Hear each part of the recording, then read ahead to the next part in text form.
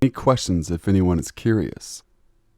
I'm quite a loner and like to go on walks just to get some me time. This one night on the 27th of November, I decided to go on another lengthy walk of mine. There was something eerie this time though, as I had a feeling that the 27th of November is a night that something grotesque was going to happen, and boy was I right. So around 2 a.m. I was restless and made my way into the cold night with the same feeling of dread I had had earlier on in the day. The first hour of my walk was pretty normal and nothing out of the ordinary, but lo and behold, I had a feeling I was being watched. Bearing in mind it was about 3 a.m. now, and I was sitting on a bench that was in the park that wasn't very well lit. Someone else being in the park was very unlikely, as it's a small town and the only people who would be around at this time are drunk pissheads who do my head in. Anyways, there was no sound coming from the dark figure that caught my eye. He was just standing there staring in my direction. I looked down at my phone to put my torchlight on and pointed my light towards the dark figure, but to my surprise, he had vanished. Me just being paranoid and extremely tired, I just ignored the weird encounter and decided it would be best to make my way home and get some shut-eye. Placing my phone back in my pocket and lighting up another cigarette, I made my way back to my house, but still had this uneasy feeling of someone watching me. I'm normally not easily scared, but this felt different, like someone had decided to taunt me. I looked behind me to see the same dark-figured man standing right beside a tree, just looking my way. Now I know this isn't just something my mind had made up. I shout to the figure, "Hey man, is there a problem?" You could tell there was fear in my voice, but I wasn't going to let this creep get the best of me. No response from him. This was just getting weird now. I stood there and my eyes widened. The man got to the floor and started crawling towards me in a manner I could only describe as insane. The only thing I could hear was this hissing noise, which I presumed was coming from him. I just stood there wondering what on earth he was going to do to me, but in my current state, I just looked at him with fear. As he edged closer, I vaguely noticed something was dangling from his rucksack. I guess thought it was some bird or some sort of small creature. Anyway, I didn't want to hang around to find out, so I dashed up a small lane right back to my house. Looking back on the ordeal, maybe I shouldn't have headed straight back to my house, as he would know where I lived. But my head was in a messed up place from all the fear this man had caused me. I ran through my gate to my front door and quickly glanced behind me to find him, just standing outside my closed gate. One thing the man said to me will always send chills down my spine to this day. He muttered the words, "One day we will meet again, and this time you'll be coming home with me." The events of this night stopped me from going on walks because I still, even to this day, 5 years later, fear that he will come back and take me to some sinister place where he could do whatever the hell he wants to me. So, creepy man from the park, let's not meet again. This happened one nice spring day back in 2013. I was about 17 years old at the time and had just skipped school. I was just laying in bed doing whatever I used to do on my laptop when my younger brother knocked on my bedroom window saying that there was a man in our backyard. It was still early in the day and still light outside, so initially I wasn't very worried. Our neighborhoods consisted of old families and people with kids. I went upstairs and met with my brother in the living room, who told me that the man was still outside in our yard with his beagle puppy.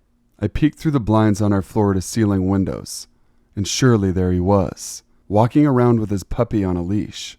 He looked like your average suburban dad out for a walk with his dog, except his eyes were lost, almost like he was dead inside. I stood there watching him for a little while, until I see him walking slowly towards the house, and up the stairs to where the back entrance was. He was now on my porch, just meters from where I was standing, hiding out of sight indoors. I stood there watching him for a little while, until I see him walking slowly towards the house. He slowly walked to the door, looked through the window, and then proceeded to walk back down into the yard. At this point, me and my brother were starting to get scared. When some minutes had passed, I gathered my courage and went outside to ask him what he was doing. At this point, I should mention that my sister, who was 8 years younger, had just gotten her second batch of rabbits. Tiny baby rabbits that she loved more than anything. I say second batch because the first two vanished one day, leaving the door to the outdoor cage open. We figured that some neighborhood kids went to visit the rabbits and left the door unhinged, thus the rabbits escaping. We later found one of them missing several body parts and head, lying on the bottom of our neighbor's basement stairs. Again, we just shrugged it off and said it was the cats who had gotten hold of it. I opened the door, adrenaline pumping, and asking calmly if the man needed some help and what he was doing on our backyard. He calmly explained that he was just training his puppy and that it was a bird and rabbit hunting dog. As confused as I was, I just stared at him and didn't say anything in response. This is when I see his dog stepping proudly out from behind the tree, with one of our baby rabbits just hanging dead from its mouth. I did not expect this, and I had no idea how to react to this, so I just said, "Okay," and hurried inside to tell my brother. When I got in, he told me to call our dad, and he immediately called our neighbors to come and help us. We waited inside for a good 10 minutes, keeping our eyes on the man as he calmly walked around in our yard with his dog and the rabbit. When our neighbor finally comes, he tries to escape through the back entrance.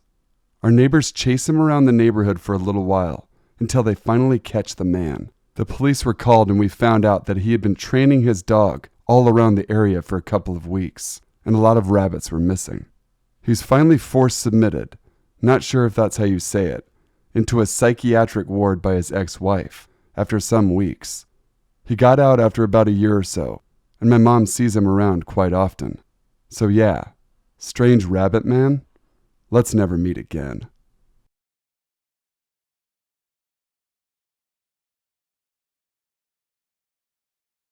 I'm a regular lurker on these types of subreddits, but I have an experience that I would like to share. So let me start off by saying that I'm a 16-year-old male and an only child who lives in a quiet rural area surrounded by fields and Amish country. I'm going to use the alias John for this story. One Saturday evening and afternoon of occasional rain showers, I was home alone while my parents were out for their anniversary. They had just recently left to go out when I decided to take a walk, now that the rain had finally stopped, for I don't know how long. So I go into my garage, put on my shoes, and head out our sliding back door in our kitchen. Our backyard is large and fenced as we used to have dogs. There's a gate in the fence off the patio that leads to our underground swimming pool, and then another that leads into the side of our yard. I exit through there and head down my driveway and onto the road. I'm out for maybe an hour when I finally return for my rather simple exercise of walking up and down the road while waving to any neighbors I saw. I walked towards my side yard and noticed that the gate I exited out of earlier was still open. I forgot to close it and secure it, I thought, as it was a bit windy, so maybe the wind opened it up. Oh well. I head through the gate, through our pool area, and back onto the patio through the sliding glass door. Later on, as the night set in, I had just finished baking and eating half of a frozen DiGiorno stuffed crust pepperoni pizza when I heard one of the fence gates slowly creaking open. Frightened, I thought at first maybe it was my mom or dad, but they always call when they're on their way home from wherever they are, so that couldn't have been it.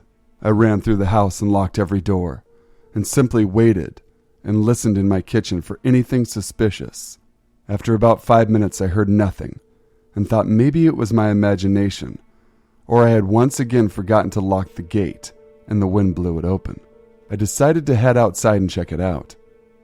By now, it's dark and cloudy, so I grabbed a flashlight out of a drawer in the kitchen and crept out the front door. Once I was on my driveway, I shined my flashlight down the side yard towards our shed. Nothing. Okay, so far so good. I walked down the side yard slowly, and am pointing the flashlight in every direction, keeping myself aware of my surroundings. Once I finally crept up to the gate, it was open. Forgot to lock it again, I thought to myself and facepalmed. I shut it and locked it, then turned around to head back towards my driveway, when I saw something out of the corner of my eye. My heart dropped as I shined my flashlight towards my backyard and saw for about 2 seconds the back side of somebody walk behind my shed. I could make out from what I saw that it was a person with dark hair, wearing a black hoodie and sweatpants, and they were carrying something in their left hand. I could just barely make out what appeared to be the blade of a pocket knife or another small, sharp instrument. At this point, I didn't know whether to confront this person or go inside and call my parents. I stood still for a few seconds, hand trembling, as I finally decided to call my parents. I took out my cell phone, dialed my mom.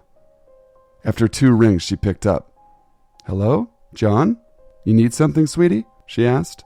I felt a bit more comfortable now. "Yeah, Mom, there's someone in our yard," I said, taking a deep breath. My mom gasped. Her voice got a bit frantic, but she was still rather calm. "This is the first time this has ever happened. Where are you now?" I continued looking towards my shed, lit up by my flashlight.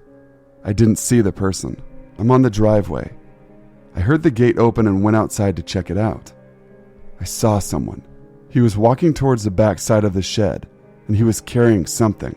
I don't know if it was a knife, a hammer, or what. My mom gasped again, and this time I heard my dad ask what was wrong. She told him as I stood there and eyed the shed. "We're heading home now. If you see the person again, call 911. Please, don't go chasing him or anything." "Will do, Mom. I'm going to head back inside now." After exchanging our farewells, I turned around to walk back up the driveway. Once I turned the corner to head back to my front door, I saw somebody walking down the road in front of me. My heart sank as I stood there and waited, ready to flash my flashlight at whoever it was. The person suddenly stopped walking and stood still for a couple of seconds before turning their head in my direction. They must have heard me walking. I instinctively whipped the flashlight up and shined it at the person. It was a male. I don't know how old, dressed in a black zip-up hoodie with black sweatpants and emo-looking hair. No doubt it was the same person I saw walk behind my shed. I could see only one of his eyes as the other was completely covered by his hair. He looked at me with a blank, expressionless face for a few seconds. It felt like he was staring directly into my soul. This time I didn't see him carrying anything in his hand, but he did have his left hand in his hoodie pocket. Without a single word or facial gesture, he slowly turned back around and continued walking down the road. After a few seconds, I ran up the road in front of my house and peered down it. I didn't see him. He must have entered someone else's yard. I ran back inside and waited for my mom and dad to get home as I called the police. Once a state trooper arrived, I told them everything, from the gate being fondled with to the encounter I had with him in front of my house. He told me that there have been several calls in the past few months about a person matching the description I gave them, spotted in several different areas around the township acting suspiciously. That interested me greatly, I must say. I asked more about him, but he declined to answer, as he didn't know much other than the fact that he's been seen numerous times. Once my parents arrived, they talked with the state trooper for a bit before he finally left. Afterwards, my parents and I talked about what happened before sitting down to watch a movie, of which made us all fall asleep. Nothing changed much after that night. I still live here and my parents are letting me stay home alone, but I've gotten a home security system, just in case. To whoever you are that I saw last night, I just had to say it. Let's not meet again.